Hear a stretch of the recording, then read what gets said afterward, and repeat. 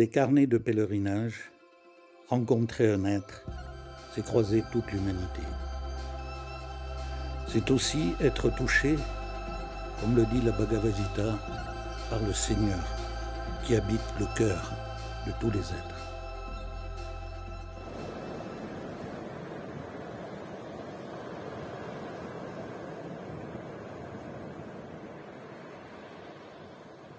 Les vagues du thon roulent le galet des jours jusqu'au silence. Sable d'écume, écume de cristal, la splendeur du voyage.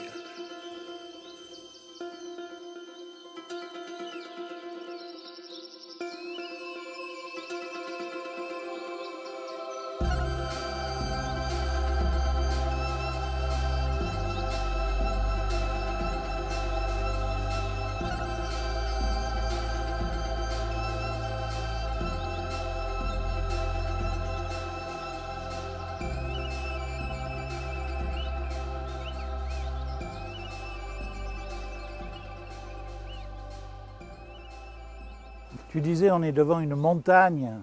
Oui, je disais, on est devant une montagne de difficultés. Euh, Comme on a beaucoup parlé du symbolisme de la montagne, on est vraiment devant cette rimée, donc cette fissure entre le plat du glacier, l'horizontal et la pénétration dans la face, qui est quelque chose de vertical. Et là, il y a une rupture. Il y a une rupture et on ne peut pas procéder dans la face avec les mêmes lois qui ont servi pour traverser le glacier. C'est d'autres lois qui interviennent. Donc c'est ça qui est difficile à faire comprendre aux personnes. Donc, il y a ça, et puis il y a aussi quelque chose peut-être de très profond qui rejoint la question que tu m'avais posée hier. Pourquoi enseigne-t-on plus la sagesse dans les écoles? Donc, je pense qu'il y a quand même beaucoup de personnes actuellement jeunes qui sentent effectivement un manque existentiel, une rupture métaphysique et tout, mais qui n'ont pas les données suffisantes, explicatives, pour comprendre ce qui arrive, parce qu'on ne leur a jamais appris.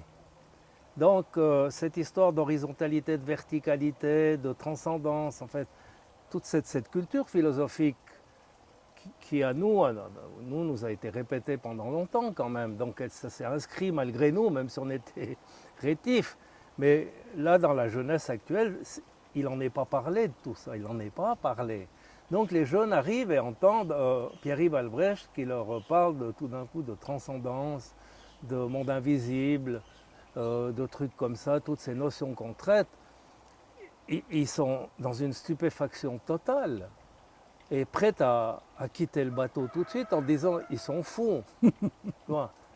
Donc on passe des semaines et des semaines à essayer de leur expliquer ça. Inch'Allah, parfois quelques-uns comprennent et restent. Donc c'est fantastique, ils sont séduits parce que chaque homme a en lui une lumière, chaque homme a en lui cet homme de lumière qui est en attente au fond de la caverne et dès qu'il voit une lumière correspondante un peu plus haut, s'il est attentif, il veut rejoindre cette lumière plus haut, on est d'accord. Hein, donc dès qu'un étudiant sent cet éclairage en lui, il veut aller vers la sortie tout en haut d'où vient la lumière, c'est le coup de la caverne, c'est pour ça qu'on monte. Donc après la difficulté, c'est la deuxième grande difficulté, les jeunes, la jeunesse n'a plus appris la juste et adéquate autorité et hiérarchie. Elle n'a plus appris. Et même elle a été dégoûtée par une hiérarchie très malhonnête, d'anciens salopards qui ont profité de tout ça. Donc les jeunes se sont dit, parce qu'ils ont une âme fraîche et réactive, tout ça c'est de la merde. D'accord. Donc le sentiment d'obéissance qui est absolument nécessaire dans l'acquisition de connaissances entre un maître et un disciple leur manque. C'est-à-dire qu'au bout d'un moment, s'il y a la difficulté dont tu parles, si ça gratte un peu, au lieu de dire oui et de faire confiance, de rentrer dans cet archéschème de la confiance, le shin, de rentrer dans la confiance, voilà, non. Il doute, il y a le doute qui s'installe, puis la fuite, puis on va voir ailleurs. On va voir ailleurs. Donc on est dans une position, pour nous les enseignants, parce qu'on est des enseignants quand même, parce qu'on a des élèves, on a des élèves qui nous écoutent, c'est d'une part très désespérant, c'est très difficile. Et d'autre part, il y a cet espoir qu'il y a une sorte de phosphoros anthropos dans chaque homme. Il y a un homme de lumière qui est en attente. Et l'étincelle, si elle se met tout d'un coup à vibrer, à être soufflée par un vent majeur, elle grandit et elle sort de la caverne. Voilà, donc c'est possible, mais c'est très rare. C'est certain, ce que tu dis à propos de la hiérarchie me fait penser à la notion d'ordre aussi. On comprend mal l'ordre, parce qu'il a été sali par une notion de contrainte. Et je cite souvent Mallory, le fondateur de Terre Humaine, qui a trouvé l'ordre dans les éboulis de pierre dans le Groenland. Quel ordre a-t-il trouvé dans un éboulis? Il n'y a pas d'ordre apparemment. Non. Et il dit, j'ai trouvé l'ordre de la nature, mais profonde. Il y avait un ordre. C'est là où il a compris l'ordre. Ouais. Dans l'éboulis, il y a un ordre. Il y a un ordre. Et c'est un ordre dans le désordre, mais qui est subtil. Et la hiérarchie, c'est pareil. Il y a une hiérarchie dans toute chose, dans le corps humain. Oui. Tu peux te couper le pied et continuer à vivre. Si tu coupes le cœur, tu ne vas pas continuer à vivre. L'égalité n'existe pas, c'est chacun à sa place. Et la notion de place, la notion d'ordre, a été pervertie. Et en la pervertissant, ça a véritablement créé le désordre. Comme tu dis, aujourd'hui, on ne comprend pas pourquoi il faudrait s'inscrire dans un ordre. Mais les jeunes ne le comprennent pas parce que ce n'est pas un ordre vivant. L'ordre de la société n'est pas vivant, il est mort. Il est mort. Là, nous parlons de notre ordre. L'ordre du vivant. Et tu parlais de cette fosse-là. Qu'est-ce qui te paraît essentiel pour tendre la main à cette jeunesse, pour essayer de la faire venir, tu vois, de tendre la main?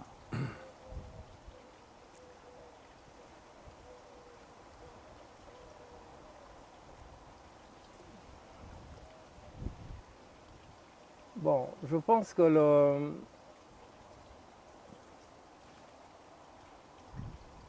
avec ce qu'on a vécu là, donc avec ces jeunes là, pendant une trentaine d'années,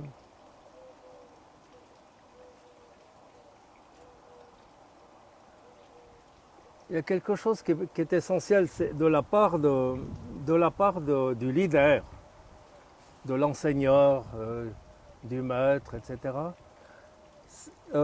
Lui a pour mission, je crois, de développer une vision par différentes techniques, par son charisme personnel, mais c'est absolument important qu'il arrive à provoquer chez l'élève tout d'un coup une interpellation majeure sur qui passe par une image idéale.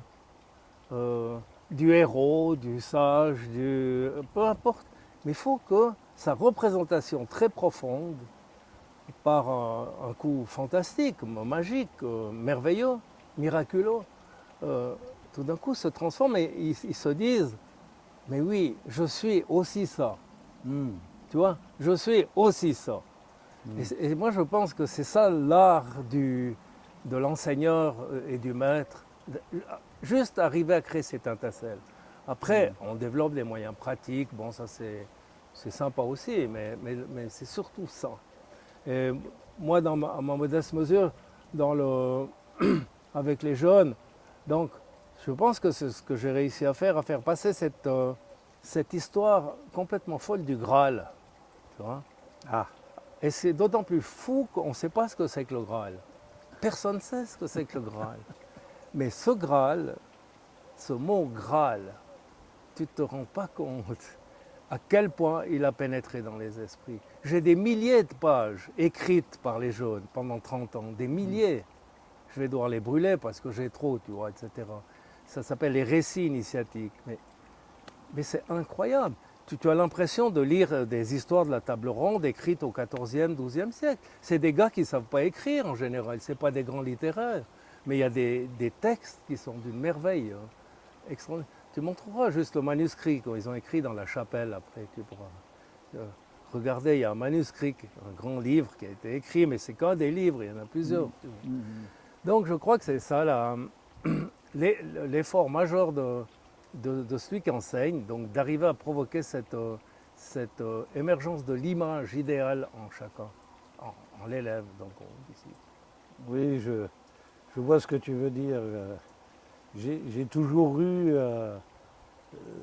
cette image de mon maître, du cher Bentounès, dans cette notion d'équilibre extraordinaire. Toujours dans un équilibre, dans une fluidité, à la fois dans un mouvement, dans un silence, dans la parole. Et ça dégage une sorte d'harmonie naturelle, de présence, de force qui est séduisante, comme tu dis. Tu te dis, c'est comme ça qu'il faut être. Et ça te tire, vers cette perfection. Alors qu'il lui-même ne cherche pas, il est juste ça. Il incarne le vivant. Mais je pense que l'élève est attiré vers ce maître parce qu'il a en lui l'étincelle de cette flamme du maître déjà, tu vois, c'est comme ça. Et cette flamme, Maître Oshima, lui, il va dire les joyaux aspirent à retrouver leur minière. Tu vois, le cristal veut du cristal. C'est extraordinaire comme truc. Les bijoux veulent des bijoux, ils veulent retourner à la minière. Donc les flammes. Et moi je pense qu'il y a une relation qui s'établit entre un maître et un disciple, ou comme tu as connu avec Maître Bentouzès, je pense qu'il y a, chez toi, il y a une flamme de cette nature, tu vois, forcément. Et moi je pense qu'avec mes élèves, ceux qui sont proches de moi, je pense qu'ils ont cette flamme aussi. Autrement ils vont planter des choux à Boonplitz, comme je dis. Tu parlais du Graal, de Perceval, de la dernière grande épopée traditionnelle finalement de l'Occident avec Merlin, le roi Arthur. Est-ce que le royaume du roi pêcheur, celui qui est en désolation où plus rien ne pousse, ne ressemble pas étrangement au monde moderne ?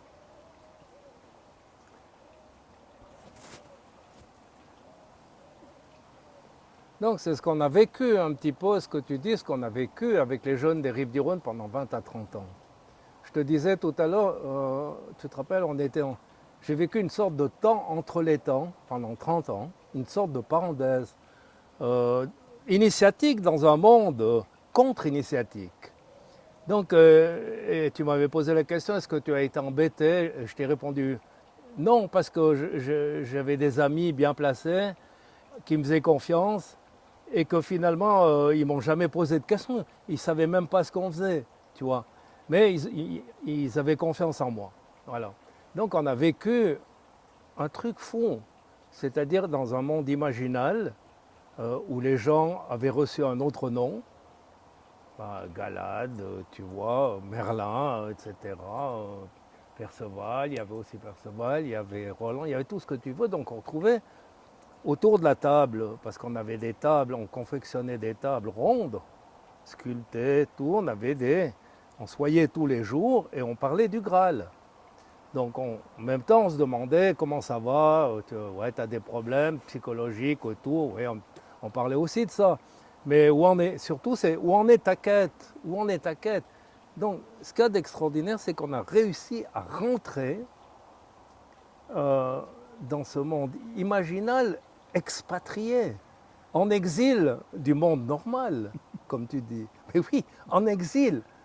Et moi, j'ai une chance inouïe parce que on était subventionné, en plus, La quête du Graal par le monde normal. subventionné.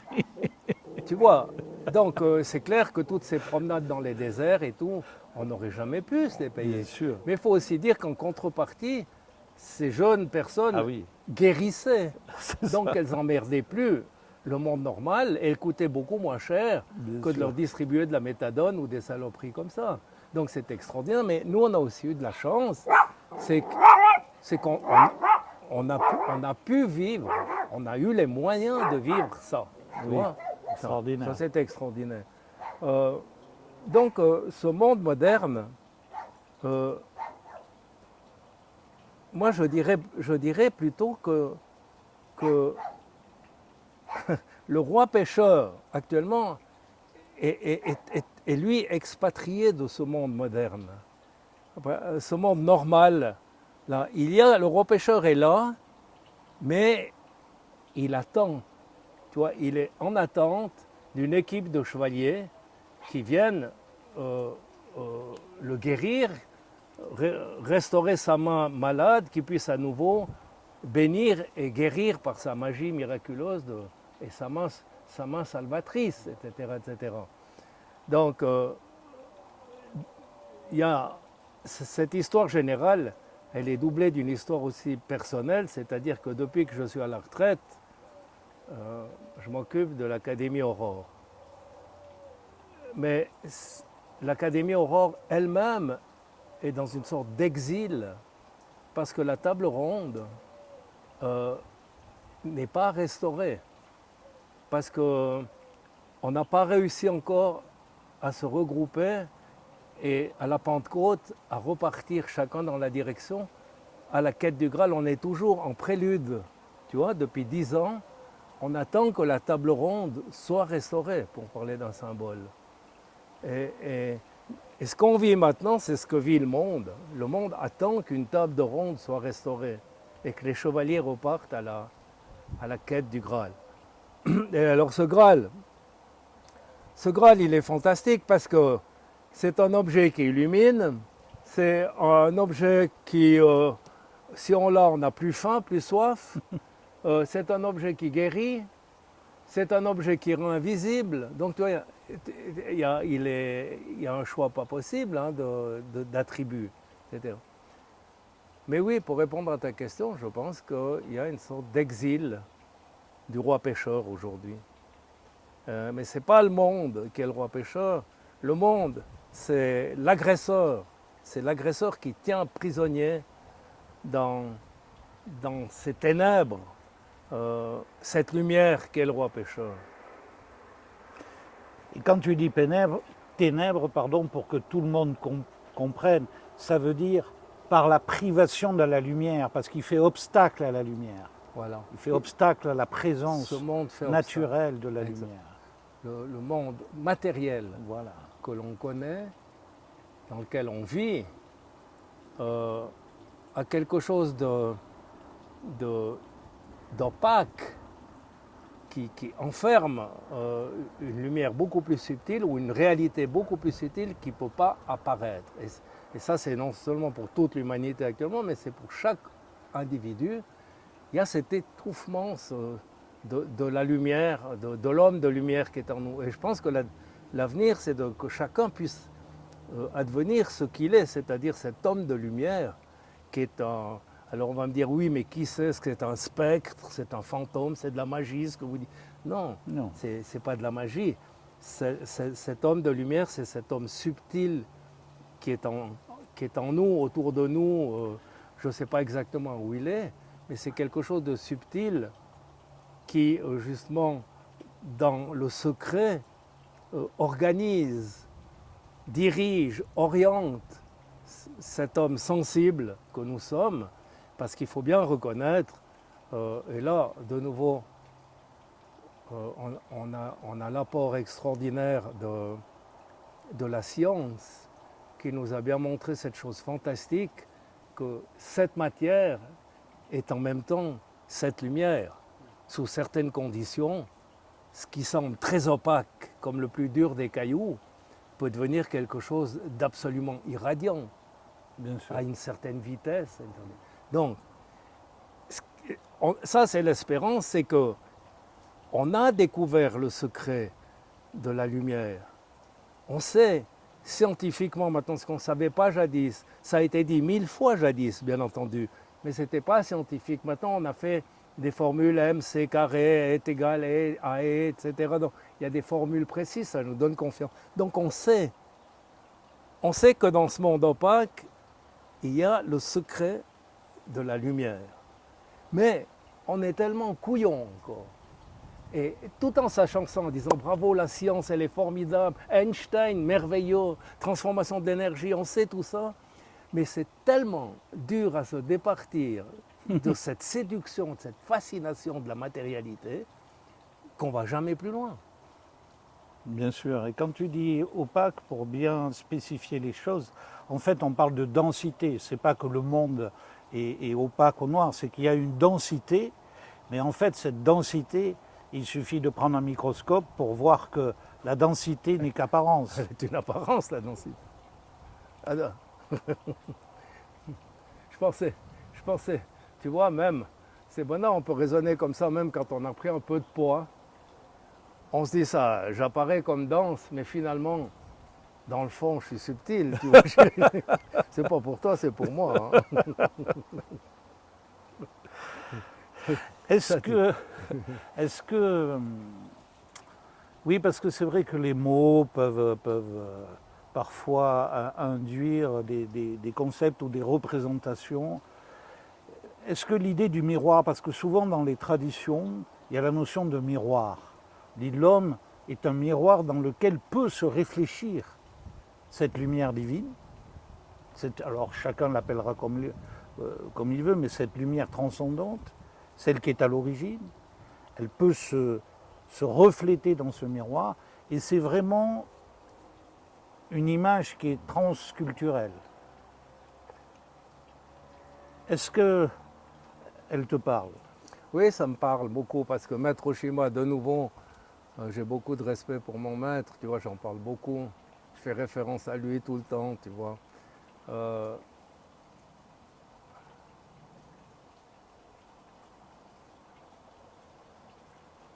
Il dit souvent, insiste beaucoup sur cette nécessité de se regarder dans le miroir.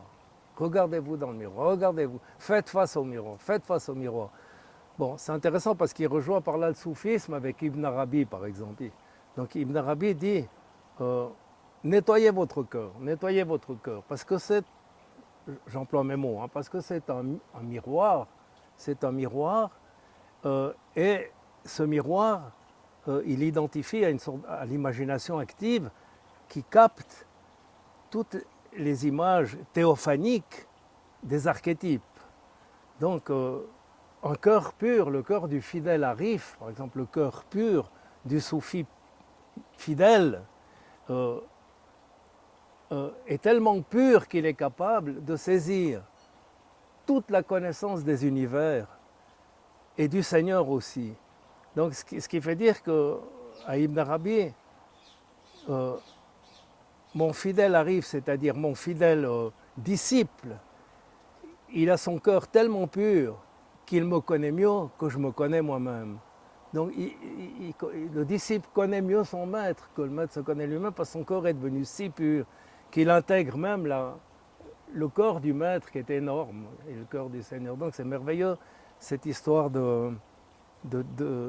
d'images archétypales qui sont naturellement transmises de miroir en miroir et qui forment ce qu'on appelle l'univers et qui forment ce qu'on appelle les différents mondes.